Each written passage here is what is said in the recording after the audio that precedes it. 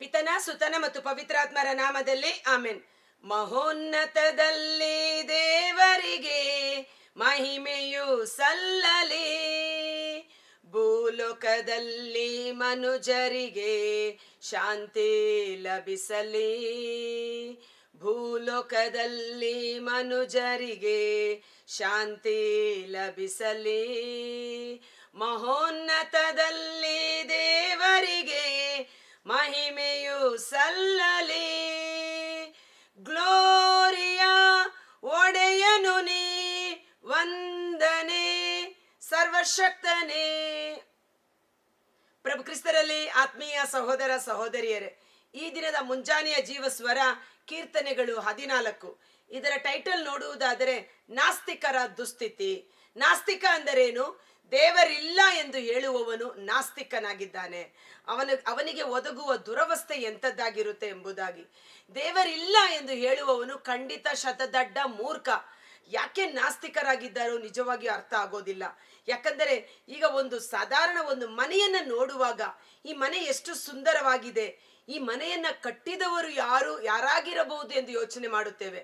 ಆ ಮನೆಯನ್ನ ಒಬ್ಬ ವ್ಯಕ್ತಿ ತನ್ನ ಜ್ಞಾನದಿಂದ ನಿರ್ಮಿಸಿರುವಾಗ ಇಷ್ಟು ದೊಡ್ಡ ಪ್ರಪಂಚ, ಸಕಲ ವಿಧವಾದ ಜಲಚರ ಪ್ರಾಣಿಗಳು, ಪಶು ಪಕ್ಷಿ ಪ್ರಾಣಿಗಳು, ಗಿಡ ಮರಗಳು, ಸೂರ್ಯ ಚಂದ್ರ ನಕ್ಷತ್ರ, ಈ ಲೋಕವನ್ನ ನೋಡುವಾಗ ಇದನ್ನು ಸೃಷ್ಟಿಸಿದ ಸೃಷ್ಟಿಕರ್ತ ಇದ್ದಾನೆ. ಸೃಷ್ಟಿಕರ್ತನಾದ ದೇವರನ್ನ ಮರೆತು ಬಿಡುವವರು, ಅವರ ದುರವಸ್ಥೆ ಏನೆಂದು ಪವಿತ್ರ ಗ್ರಂಥ ಹೇಳುತ್ತೆ. ಅದಕ್ಕಾಗಿ ನಾಸ್ತಿಕರ ಮನೋನೇತ್ರಗಳು ತೆರೆಯಲ್ಪಡಲಿ, ಸತ್ಯ ದೇವರನ್ನ ಅರಿತುಕೊಳ್ಳುವ ಕೃಪೆ ಅವರಿಗೆ ಲಭಿಸಲಿ. ದೇವನಿಲ್ಲ ಎನ್ನುವವರು ಮನದಲ್ಲಿ ದುರ್ಮತಿಗಳು, ಹೇಯ ಕೃತ್ಯವೆಸಗುವರು, ಆ ಭ್ರಷ್ಟಾಚಾರಿಗಳು, ಒಳಿತನ್ನು ಮಾಡುವವರಾರೂ ಇಲ್ಲ ಅವರೊಳು. ದೇವರೇ ಇಲ್ಲ ಎಂದ ಮೇಲೆ ಅವರಲ್ಲಿ ದೈವತ್ವ ಹೇಗೆ ಕಾರ್ಯ ಮಾಡುತ್ತದೆ? ದೇವರಿಲ್ಲ ಎನ್ನುವವನು ಈಗಾಗಲೇ ಸೈತಾನನ ವಶಕ್ಕೆ ಕತ್ತಲೆಯಲ್ಲಿ ಶಾಪದಲ್ಲಿ ಸಿಕ್ಕಿ ಹಾಕಿಕೊಂಡಿದ್ದಾನೆ. ಯೋಹಾನ 7:49 ಪ್ರಭು ಯೇಸು ಹೇಳಿದರು, ಧರ್ಮಶಾಸ್ತ್ರದ ಅರಿವಿಲ್ಲದ ಈ ಜನಾಂಗ, ಈ ಜನಜಂಗುಳಿ ಶಾಪಗ್ರಸ್ತವಾಗಿದೆ. ದೇವರೇ ಇಲ್ಲ ಎನ್ನುವವರು ಅವರ ಜೀವನ ಕತ್ತಲೆಮಯವಾಗಿರುತ್ತದೆ. ಮಾನವರನ್ನು ಪ್ರಭು ಸ್ವರ್ಗದಿಂದ ಸಮೀಕ್ಷಿಸುತ್ತಿಹನು. ಸ್ವರ್ಗಲೋಕದಲ್ಲಿ ಹಸಿನ ರೂಢರಾಗಿರುವ ಪ್ರಭು, ಆಕಾಶವೇ ನನ್ನ ಸಿಂಹಾಸನ, ಭೂಮಿಯೇ ನನ್ನ ಪಾದಪೀಠ ಎಂದು ನುಡಿದಿರುವ ಸರ್ವಶಕ್ತನಾದ ದೇವರು ಆಕಾಶದಿಂದ ಸ್ವರ್ಗದಿಂದ ಮನುಜರನ್ನ ನೋಡ್ತಾ ಇದ್ದಾರಂತೆ. ಯಾತಕ್ಕಾಗಿ ನೋಡ್ತಾ ಇದ್ದಾರೆ? 2 ಪೂರ್ವಕಾಲ ಇತಿಹಾಸ 16ನೇ ಅಧ್ಯಾಯ ವಚನ 9. ಸರ್ವೇಶ್ವರ ಭೂಲೋಕದ ಎಲ್ಲಾ ಕಡೆ ದೃಷ್ಟಿ ಹರಿಸುತ್ತಾ ತಮ್ಮ ಕಡೆಗೆ ಯಥಾರ್ಥ ಮನಸ್ಸುಳ್ಳವರ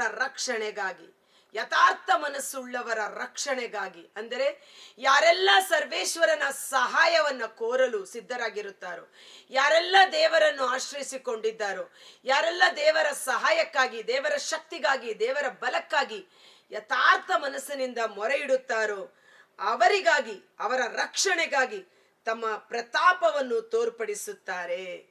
ಯಾರೆಲ್ಲ ದೇವರೇ ನನಗೆ ಸಹಾಯ ಮಾಡು ಎಂದು ಮೊರೆ ಇಡುತ್ತಾರೋ ಅವರಿಗೆ ಅವರನ್ನು ರಕ್ಷಿಸಿ ತಮ್ಮ ಮಹಿಮೆಯ ಪ್ರತಾಪವನ್ನು ತೋರ್ಪಡಿಸಲು ದೇವರು ಸ್ವರ್ಗದಿಂದ ನಮ್ಮನ್ನು ವೀಕ್ಷಿಸುತ್ತಿದ್ದಾರೆ. ಆದರೆ ನೀವು ಈ ಕಾರ್ಯದಲ್ಲಿ ಬುದ್ಧಿಹೀನರಾಗಿ ನಡೆದುಕೊಂಡಿದ್ದೀರಿ. ಆದರೆ ದೇವರೇ ಇಲ್ಲ ಎಂದು ಮಾತನಾಡುವವರು ಬುದ್ಧಿಹೀನರಾಗಿದ್ದಾರೆ. 2 ಪೂರ್ವಕಾಲ ಇತಿಹಾಸ 15 ವಚನ 2 ನಾವು ನೋಡ್ತೇವೆ, ನೀವು ಸರ್ವೇಶ್ವರನನ್ನು ಹೊಂದಿಕೊಂಡಿರುವ ತನಕ ಅವರು ನಿಮ್ಮೊಂದಿಗಿರುವರು. ನೀವು ಅವರನ್ನು ಅರಸಿದರೆ ನಿಮಗೆ ಸಿಕ್ಕುವರು, ಅವರನ್ನು ಬಿಟ್ಟರೆ ಅವರು ನಿಮ್ಮನ್ನು ಬಿಟ್ಟು ಬಿಡುವರು. ದೇವರಿದ್ದಾರೆ, ದೇವರ ಸಹಾಯ ನನಗೆ ಬೇಕು, ಸರ್ವೇಶ್ವರನ ಸಹಾಯ ಹಸ್ತ ನನಗೆ ಬೇಕು ಎಂದು ನರಮಾಂಸದವರಲ್ಲಿ ವಿಶ್ವಾಸವಿಡದೆ ದೇವರಲ್ಲಿ ವಿಶ್ವಾಸವಿಡುವವನೊಟ್ಟಿಗೆ ದೇವರು ಇರ್ತಾರೆ. ಆದರೆ ದೇವರನ್ನು ನಾವು ಬಿಟ್ಟರೆ ಅವರು ಸಹ ನಮ್ಮನ್ನು ಬಿಟ್ಟು ಬಿಡುತ್ತಾರೆ. 4ನೇ ವಚನ 2 ಪೂರ್ವಕಾಲ ಇತಿಹಾಸ 15:4.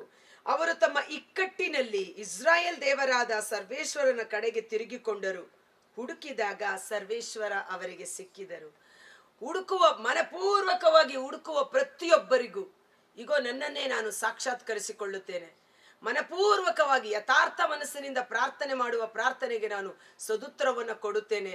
ನಿರ್ಗತಿಕನು, ನನಗೆ ಯಾರೂ ಇಲ್ಲ ಎಂದು ನಿರ್ಗತಿಕನಾಗಿರುವವನು ದೇವರೇ ನನಗೆ ಸಹಾಯಕ ಎಂದು ದೇವರಲ್ಲಿ ಮೊರೆ ಇಟ್ಟರೆ, ನಿರ್ಗತಿಕನು ಪ್ರಭುವಿಗೆ ಮೊರೆ ಇಡಲು ದೇವರು ಅವನನ್ನು ಸರ್ವಾಪತ್ತಿನಿಂದ ಸಕಲ ವಿಧವಾದ ಭಯಭೀತಿಯಿಂದ ಬಿಡುಗಡೆ ಮಾಡಿ ರಕ್ಷಿಸುವ ನನ್ನ ಯೇಸು ನನ್ನ ರಕ್ಷಕ ಆಗಿದ್ದಾರೆ. Praise the lord.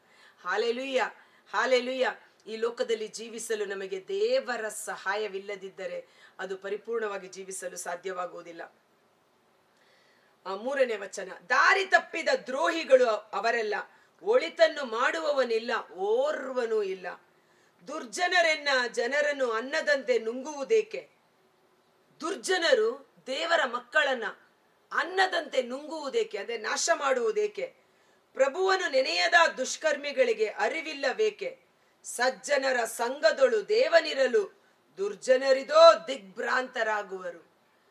ದೇವರನ್ನು ಆಶ್ರಯಿಸಿಕೊಂಡಿರುವ ಸಜ್ಜನರು ನೀತಿವಂತರ ಜೊತೆ ದೇವರಿರುವಾಗ ಅವರಿಗೆ ವಿರುದ್ಧವಾಗಿ ಬರುವ ದುರ್ಜನರು ದಿಗ್ಭ್ರಮೆಗೊಳ್ಳುವರು. ಕೆಡಿಸಬಹುದು ಅವರ ಬಡಜನರ ಯೋಜನೆಯನ್ನು, ಪ್ರಭುವಾದರೂ ಅವರಿಗೆ ಆಶ್ರಯವಾಗಿರುವನು. ಬರಲಿ ಇಸ್ರಾಯೇಲಿಗೆ ಜೀವೋದ್ಧಾರ ಸಿಯೋನಿನಿಂದ, ತರಲಿ ಪ್ರಭು ತನ್ನ ಪ್ರಜೆಗೆ ಮರಳಿ ಸಿರಿ ಸಂಪತ್ತು ಸಿಗಲಿ. ಯಾಕೋಬ ಇಸ್ರಾಯೇಲ್ ಜನತೆಗೆ ಹರ್ಷಾನಂದ. ದೇವರನ್ನು ಆಶ್ರಯಿಸಿಕೊಂಡ ಇಸ್ರಾಯೇಲ್ ಜನಾಂಗವನ್ನ ಸರ್ವಶಕ್ತನಾದ ದೇವರು ಬಿಡಿಸಿಕೊಂಡು ಬರುವಾಗ, ಅವರು ಅದ್ಭುತ ಕಾರ್ಯಗಳನ್ನು ಮಹತ್ ಕಾರ್ಯಗಳನ್ನು ಮಾಡಿದಾಗ ಅನ್ಯ ಜನರು, ಅನ್ಯ ರಾಷ್ಟ್ರದವರು ಇಸ್ರಾಯೇಲರ ದೇವರು ಪರಾಕ್ರಮಶಾಲಿಯಾದ ದೇವರು ಎಂದು ದೇವರನ್ನ ಮಹಿಮೆ ಪಡಿಸುವಂತೆ ದೇವರು ಇಸ್ರಾಯೇಲರ ಮೂಲಕ ತಮ್ಮ ಶಕ್ತಿ ಸಾಮರ್ಥ್ಯವನ್ನ ಪ್ರಕಟಪಡಿಸಿದರು. ಇಂದಿಗೂ ನಾವು ದೇವರನ್ನು ಆಶ್ರಯಿಸಿಕೊಳ್ಳುವಾಗ ದೇವರ ಮಹಿಮೆ ನಮ್ಮ ಮೂಲಕ ಪ್ರಕಟವಾಗುತ್ತದೆ. ದೇವರಿಲ್ಲ ಎನ್ನುವವರು ಮೂರ್ಖರು. ರೋಮನರಿಗೆ ಬರೆದ ಪತ್ರ 1ನೇ ಅಧ್ಯಾಯ ವಚನ 19, ದೇವರ ವಿಷಯವಾಗಿ ಈ ಮಾನವರು ಏನನ್ನು ಅರಿತುಕೊಳ್ಳಲು ಸಾಧ್ಯವೋ ಅದು ಅವರಿಗೆ ಚೆನ್ನಾಗಿ ತಿಳಿದಿದೆ. ದೇವರು ಲೋಕವನ್ನು ಸೃಷ್ಟಿಸಿದಂದಿನಿಂದ ಅವರ ಅಗೋಚರ ಕಣ್ಣಿಗೆ ಕಾಣದ ಗುಣಲಕ್ಷಣಗಳು, ಅವರ ಅನಂತ ಶಕ್ತಿ, ದೈವ ಸ್ವಭಾವ ಮನುಷ್ಯರಿಗೆ ಸೃಷ್ಟಿಗಳ ಮೂಲಕ ವೇದ್ಯವಾಗುತ್ತಿದೆ. ಮರುಭೂಮಿಯಲ್ಲಿರುವ, ಅರಣ್ಯದಲ್ಲಿರುವ, ಕಾಡಿನಲ್ಲಿರುವ ಗಿಡ ಮರಗಳಿಗೆ ನೀನು ನೀರು ಹಾಕಿ ಸಾಕಿ ಸಲಹುತ್ತೀಯೋ? ವನ್ಯ ಮೃಗಗಳಿಗೆ ಆಹಾರವನ್ನು ಒದಗಿಸಿಕೊಡುವೆಯಾ? ಅವುಗಳನ್ನು ಸೃಷ್ಟಿ ಮಾಡಿದ ಸೃಷ್ಟಿಕರ್ತನು ಅವುಗಳನ್ನು ಪೋಷಿಸುತ್ತಾರಲ್ಲವೇ? ಹೀಗೆ ಇಡೀ ಸೃಷ್ಟಿ ದೇವರಿದ್ದಾರೆ, ದೇವರಿದ್ದಾರೆ, ದೇವರ ಶಕ್ತಿ ಸಾಮರ್ಥ್ಯ ಎಂಥದೆಂದು ಪ್ರಕಟಪಡಿಸುತ್ತೆ. ಸೂರ್ಯನನ್ನು ನೋಡುವಾಗ, ಸೂರ್ಯನು ಇಷ್ಟು ಪ್ರಕಾಶಮಯವಾಗಿರುವಾಗ ಆತನನ್ನು ಸೃಷ್ಟಿ ಮಾಡಿದ ದೇವರು ಇನ್ನೆಷ್ಟು ಮಹಿಮೆಯುಳ್ಳವರು. ಒಂದೊಂದು ಸಮುದ್ರವನ್ನು ನೋಡುವಾಗ, ಸಮುದ್ರದ ನೀರುಗಳನ್ನು ನೀನು ಬೊಗಸೆಗೈಯಿಂದ ಅಳೆಯಲು ಸಾಧ್ಯವೇ? ನಾನು ಹಾಕಿದ ಕೆರೆಯನ್ನ ದಾಟಿ ಅಲೆ ಎಷ್ಟೇ ರಭಸವಾಗಿ ಬಂದರೂ ಅದನ್ನು ದಾಟಿ ಬರಲು ಅದಕ್ಕೆ ಸಾಧ್ಯವೇ? ಅವುಗಳನ್ನು ನಿಯಂತ್ರಣದಲ್ಲಿಟ್ಟುಕೊಂಡಿರುವ ದೇವರು ನಾನು ಎಂದು ಹೇಳುತ್ತಾರೆ. ಸೊ ಸೃಷ್ಟಿ ಸಮಸ್ತ ಹೇಳುತ್ತೆ ದೇವರ ಶಕ್ತಿ, ಮಹಿಮೆ, ಬಲ, ಪರಾಕ್ರಮ. ಆದರೆ ಮನುಷ್ಯರಾದರೂ ಅವರನ್ನು ಮರೆತೇ ಬಿಟ್ಟಿದ್ದಾರೆ. ಒಂದು ಕ್ಷಣಕಾಲ ನಾವು ಕಣ್ಗಳನ್ನು ಮುಚ್ಚೋಣ. ಸೃಷ್ಟಿ ಮಾಡಿದ ಸೃಷ್ಟಿಕರ್ತನನ್ನ ಬಿಟ್ಟು ಸೃಷ್ಟಿಯಾದ ವಸ್ತುಗಳನ್ನೇ ಆರಾಧನೆ ಮಾಡುವ ಈ ಜನರು ಶಾಪಗ್ರಸ್ತರು. ಆ ಒಂದು ಶಾಪದ ಕಟ್ಟಿನಿಂದ ದೇವರು ನಮ್ಮನ್ನು ಬಿಡುಗಡೆ ಮಾಡಲಿ, ನಮ್ಮ ಮನೋನೇತ್ರಗಳು ತೆರೆಯಲ್ಪಡಲಿ, ಸತ್ಯ ದೇವರನ್ನು ಅರಿತುಕೊಳ್ಳುವ ಕೃಪೆ ನಮಗೆ ಲಭಿಸಲಿ. ಕರ್ತರಾದ ಯೇಸುವೇ, ಮುಂಜಾನೆ ಜೀವಸ್ವರವನ್ನು ಆಲಿಸುತ್ತಿರುವ ಪ್ರತಿಯೊಬ್ಬ ಸಹೋದರ ಸಹೋದರಿಯರು, ಅವರ ಕುಟುಂಬಗಳನ್ನು ನಿಮ್ಮ ಕರಗಳಿಗೆ ಸಮರ್ಪಿಸುತ್ತೇನೆ. ಪ್ರವಾದಿ ಯೆಶಾಯನ ಗ್ರಂಥ 1ನೇ ಅಧ್ಯಾಯ ವಚನ 2ರ ಮೇಲ್ಪಟ್ಟು, ಆಕಾಶವೇ ಕೇಳು, ಭೂಮಿಯೇ ಆಲಿಸು, ಎತ್ತು ತನ್ನ ಒಡೆಯನನ್ನು ಬಲ್ಲವು, ಕತ್ತೆ ತನ್ನ ಯಜಮಾನನ ಕೊಟ್ಟಿಗೆಯನ್ನು ಅರಿತಿವೆ. ನನ್ನ ಜನರಾದರೋ ನನ್ನನ್ನು ಮರೆತೇ ಬಿಟ್ಟಿದ್ದಾರೆ. ಆಕಾಶದಲ್ಲಿ ಹಾರಾಡುವ ಪಕ್ಷಿಗಳಿಗೆ ಆಗಮನಾಗಮನ ಕಾಲ ಅವುಗಳಿಗೆ ಚೆನ್ನಾಗಿ ತಿಳಿದಿದೆ. ಯೆರೆಮೀಯ 8 ವಚನ 9.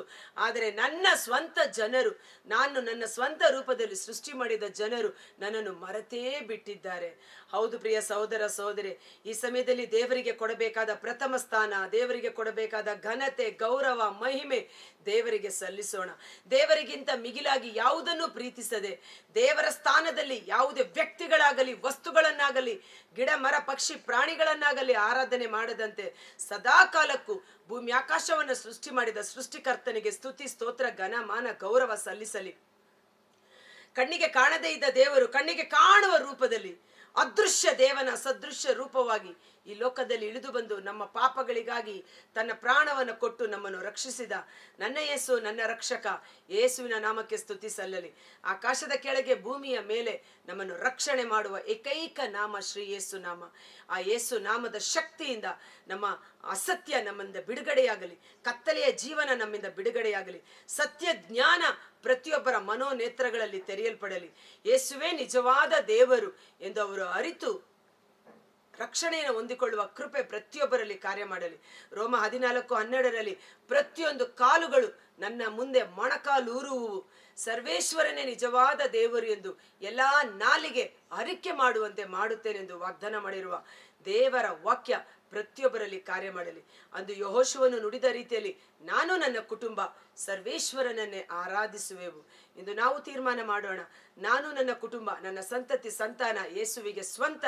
ಸರ್ವಶಕ್ತನಾದ ತಂದೆ ದೇವರ ಪ್ರತಿರೂಪವಾಗಿರುವ ಯೇಸುವನ್ನೇ ನಾವು ಆರಾಧಿಸುತ್ತೇವೆ. ಪವಿತ್ರಾತ್ಮರ ಅಭಿಷೇಕದಲ್ಲಿ ಪರಿಶುದ್ಧ ಜೀವನವನ್ನು ನಡೆಸಿ ದೇವರಿಗೆ ಸಾಕ್ಷಿಗಳಾದ ಮಕ್ಕಳಾಗಿ ಜೀವಿಸೋಣ.